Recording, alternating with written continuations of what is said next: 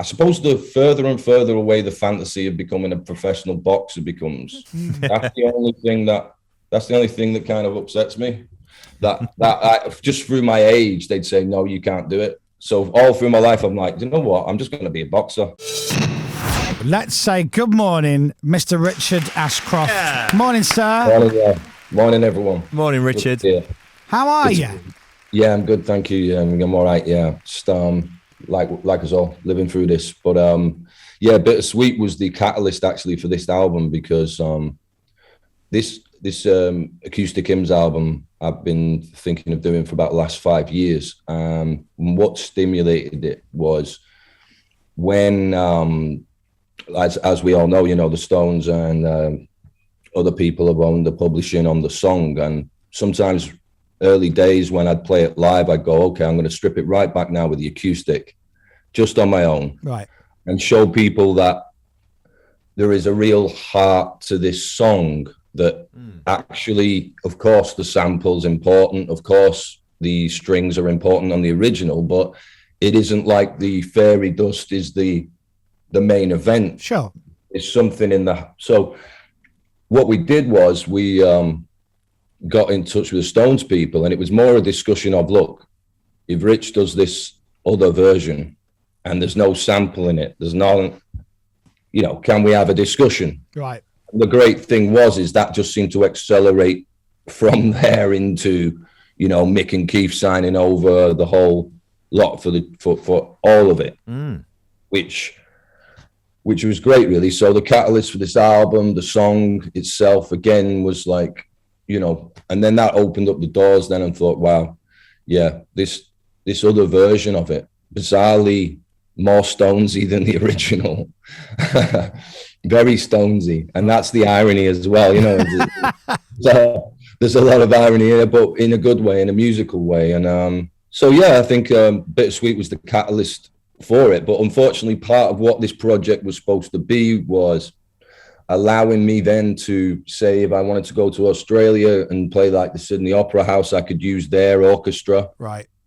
I've always dreamed of being able to take the full sound around the world. So, you know, wherever you are, you have got the strings with you, and you've got those amazing arrangements behind songs like Drugs Don't Work and Lucky Man, etc.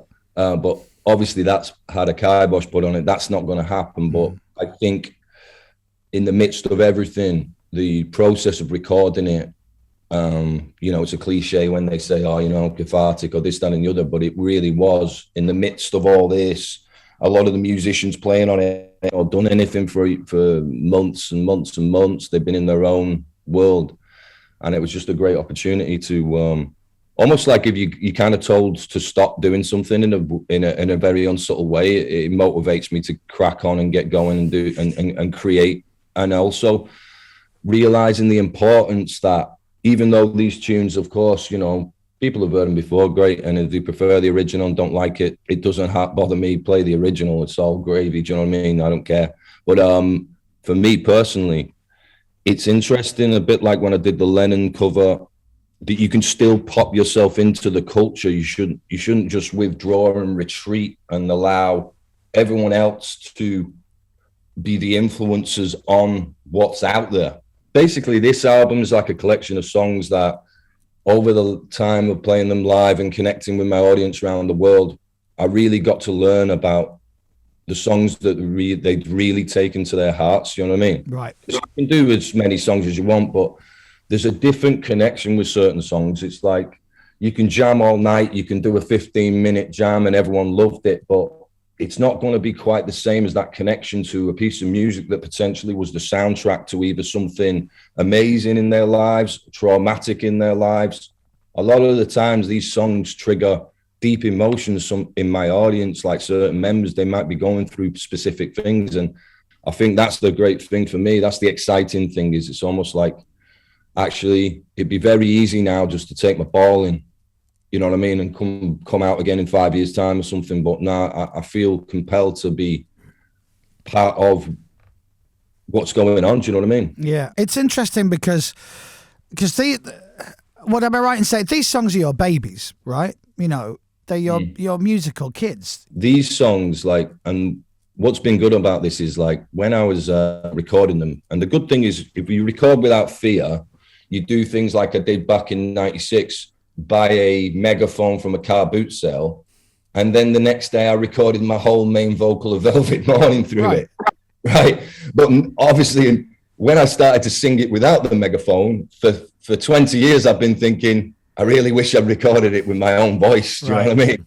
It was great at the time, and it, you know, bit of spiritualized vibe on the sound of the thing, and you know, I'm doffing my cap to that. But in reality, it sounds better if Elvis sings it. It sounds better if a great voice sings the song, because Velvet Morning is like one of the best tunes I ever wrote. Yeah. And it's the same with One Day, Weeping Willow. Not the big players on urban hymns, but the ones that once people did listen to the album, they started to think, actually, my favorite's Velvet Morning, or I like One Day, you know. And I think the sentiment of some of these songs, One Day in particular, and the very you know, it feels like I could have written it last week, really, for how I'm feeling at the moment anyway. Do you know what I mean? Yeah. But yeah, it's, go on, carry on. No, I was going to say, because you say you know, if people prefer the originals, then that's fine and all of that. And I get that. But as you were saying, so this is weird. I had this conversation with Boy George recently, and I was talking about the fact that obviously he wrote Karma Chameleon, Do You Really Want to Hurt Me, a long time ago. He was very young. It was some of the first songs he'd ever written. And there's always that thing of when he hears it, he hears something different to what we hear. He hears, I could have done that vocal better, or that could be better, or whatever. And I went, they're not yours anymore, though. They're ours. And he goes, I disagree. And I went, no. To us, those songs are perfect. You know, to us, every molecule in Do You Really Want to Hurt Me is perfect for me. And in the same way, when you know, as listeners, we adopt these songs, we love them. And you're right, they can maybe almost ours more than yours. So when you decide to go, right, I want to strip it back, I want to do a nice acoustic version of whatever it may be,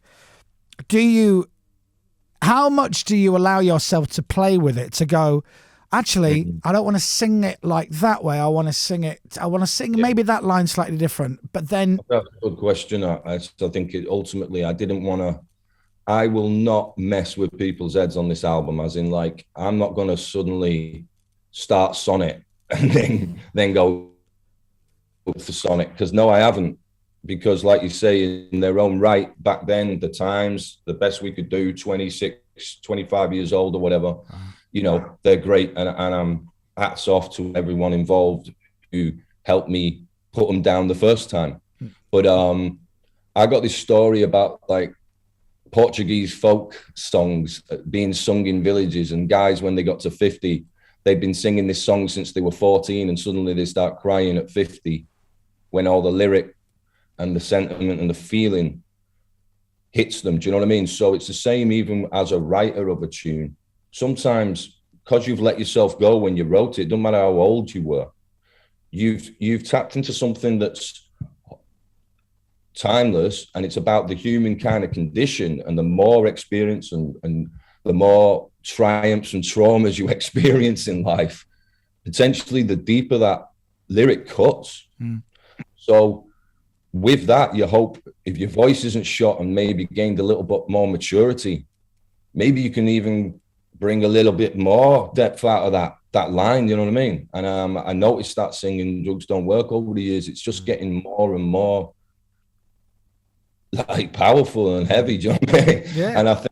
And I think that comes with obviously living a life, becoming the age I am, and like I say, the triumphs and the losses and the grieving and the things you go through that are inevitably part of the human life story. You know, sometimes you think, actually, I'm not saying I can make it better. I just feel like the you know, my voice is, I think, matured a bit, and it's richer now, deeper, it's strong, you know. So, and also, you know, the feeling of freedom that, you know, none of these tunes are not like Space and Time is not going to be kind of like a single. It's so I can make the ending much more like it is live and really explore it and really go off on one at the end, you know, because the freedom's there to do what I want as well. But you're right in the sense of these are particularly some of these songs are so embedded in some of my fans' heads, and ultimately it's written for, obviously you don't like me, you're not going to like the record. So ultimately, you know, it's for me and it's for my fans really. And, you know, the people who get excited about what kind of color vinyl they can order on Wednesday, or what tape they might get it on tape with a flexi disc, who knows, you know, it's that. I like creating that kind of thing because I get excited about that myself. So I think more people should do flexi discs, by the way. I used to love a flexi disc back in the day, didn't you? yeah, totally, man. Yeah, they're brilliant. Do you think you'll pick up a load of new fans through this, Richard, as well? Because there will be, you know, younger people listening now who won't have heard Urban Hymns first time round. Yeah, totally. I mean, I think you can see it when Liam plays, you know, a festival or something like that. You know, when I played Finsbury Park with him a few years ago, I'd say a majority of the audience was under 30, you know what I mean? And it's great to see that. You know, if you were involved in something, it's a bit like when I went to see when I was lucky enough to play with the Stones a couple of years ago, it was really mind-blowing for me to see that cross-generational fan base, whole families, you know, granddad, son, grandson, granddaughter, all in one group together, you know. And that's the power of music and songs and tunes and melodies and, you know, performers that are on that level, you know. And rest in peace, Charlie Watts, you know. Just so happy to have graced the same stage as someone like that. And I think when someone like that passes away as well, you know, you just want to appreciate things now and people who are around. You know, we're a cynical nation at times.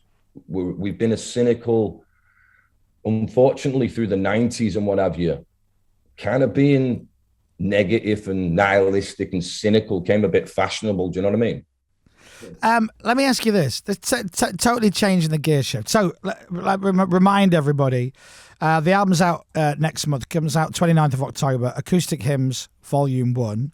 And I really hope there's going to be more of this as well. And before I forget as well, Palladium shows in October sold out. Liverpool, M&S Bank Arena on the 29th of October, and the Albert Hall on the 1st of November in London. That'll be a great night. That'll be lovely. Both gigs, actually. It'll be lovely. When they take place, yeah, you know, unfortunately these days, it's out of my hands, man, whether these gigs are going to happen. God willing, they will, but, you know, let's not put all our...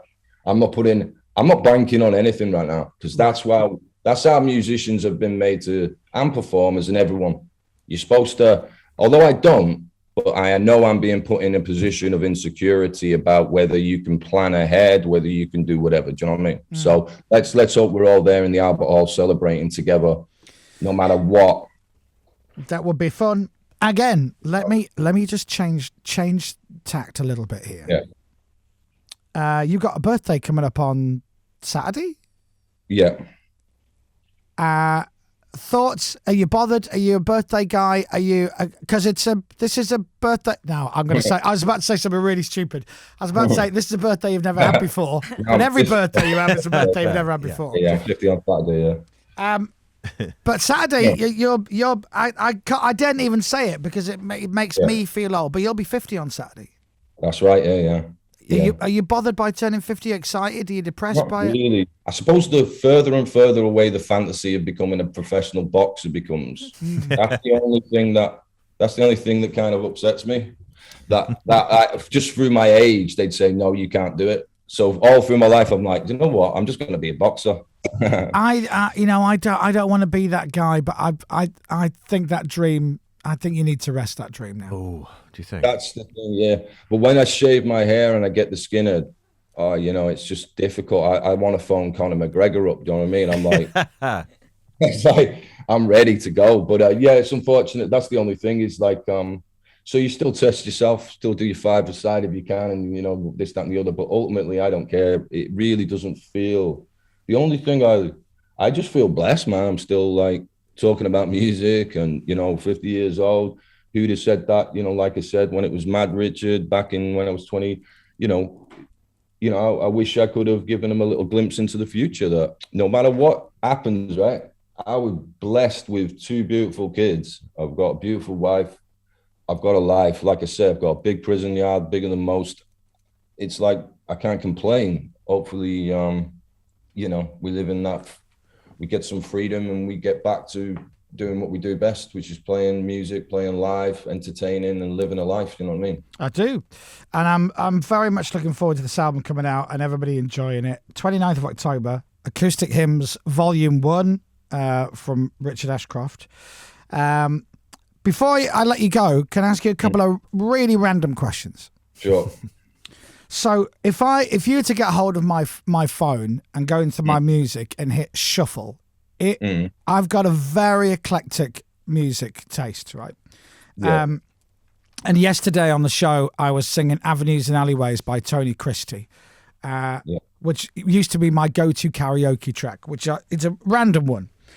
But out of all the songs you love, what would surprise us and everyone listening if you were to say, do you know what song I love or what artist I love? I love X. And we go, you're into them?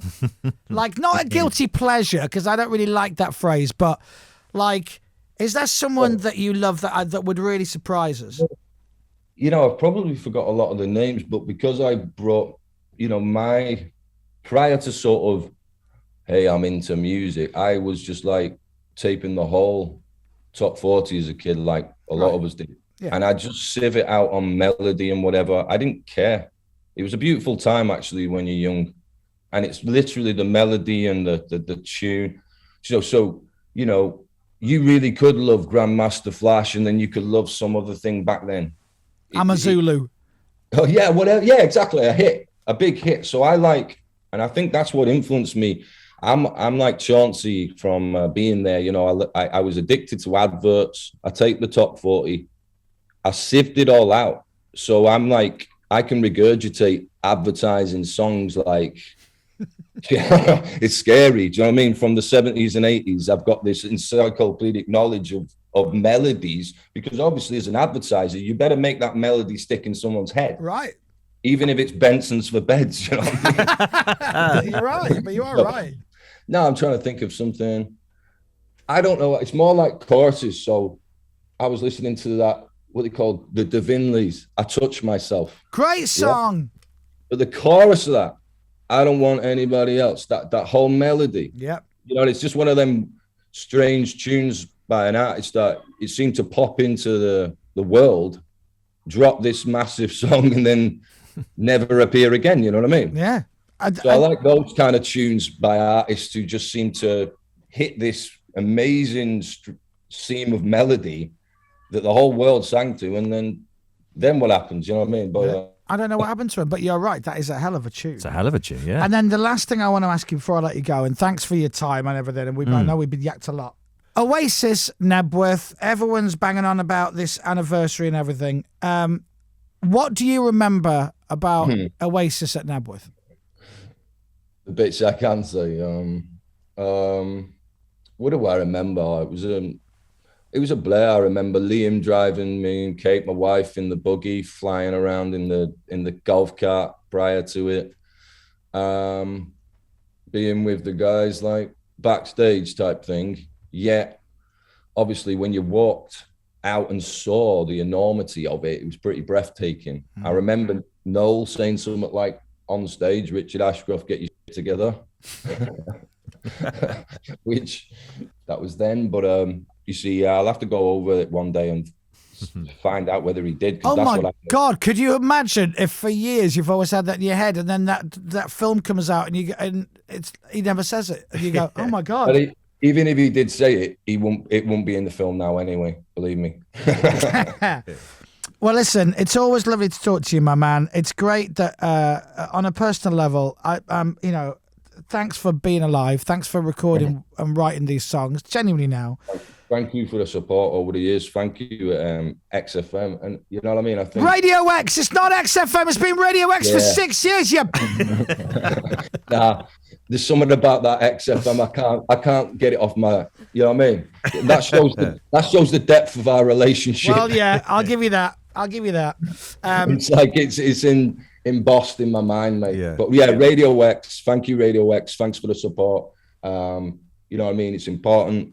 It's important for the people who love the music to be the ones playing it. You know what I mean? And people need somewhere to go to hear some good tunes. Acoustic Hymns Volume 1 out the 29th of October. Happy birthday for the weekend, buddy. Love to you and the family. And to celebrate Richard's new album, let's play I Touch Myself by the Divinals. Come on. Nice to talk to you. Have a great day, Richard. You too, guys. Thank you very much. Richard. Yeah. The Chris Moyles Show.